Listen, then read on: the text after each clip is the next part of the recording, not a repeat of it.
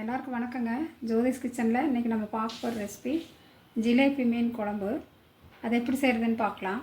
Jalebi 1 kilo வாங்கியிருக்கிறோங்க. இது கழுவி சுத்தம் பண்ணி வச்சுருக்குறோம். அதில் காஷ்மீரி மிளகாத்தூள் ஒரு 1/2 ஸ்பூனு, உப்பு கொஞ்சமாக போட்டுக்கலாங்க. 10 நிமிஷம் மீன் பரட்டி வச்சுக்கலாங்க. குழம்புக்கு தேவையான மசாலா ரெடி பண்ணிட்டு வந்துடலாங்க. இப்போ தாளிச்சிக்கலாம்.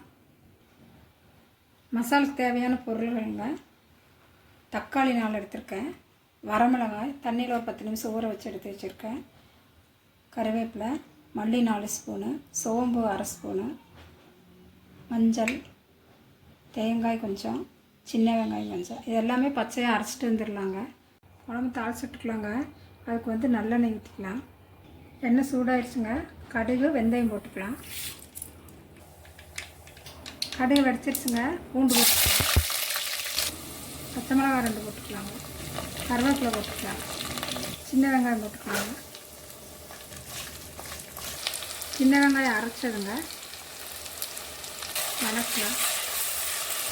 அரைச்ச மசாலா போட்டுக்கலாங்க. கொஞ்சம் வணக்கிட்டுக்கலாம். தக்காளி போட்டுக்கலாங்க. அரைச்சது நல்லா வணங்கிட்டு பச்சை வாசனைலாம் போகணும். குழம்புக்கு தேவையான உப்பு போட்டுக்கலாங்க. போட்டு எல்லாம் 2 நிமிஷம் மூடி வச்சிடலாங்க. பச்சை வாசனைலாம் போட்டு கொஞ்சம் வதங்கி வந்துடுச்சுங்க. புளி தண்ணி ஊற்றிக்கலாம். தேங்காய் ஊற்றிக்கலாங்க. குழம்புக்கு தேவையான தண்ணி ஊற்றிக்கலாங்க. கலந்து கொதி வரட்டுங்க. அப்புறம் மீன் போட்டுக்கலாம். குழம்பு நல்லா கொதி வந்துருச்சுங்க. மீன் போட்டுக்கலாம்.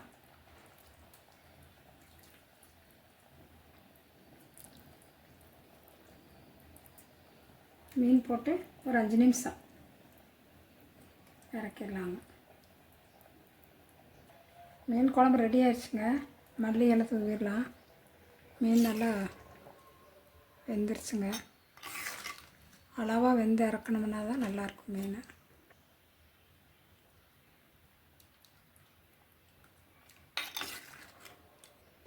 இந்த வீடியோ பிடிச்சிருந்தா லைக் பண்ணுங்கள், ஷேர் பண்ணுங்கள், கமெண்ட் பண்ணுங்கள், மறக்காமல் சப்ஸ்கிரைப் பண்ணுங்கள். தேங்க்யூ.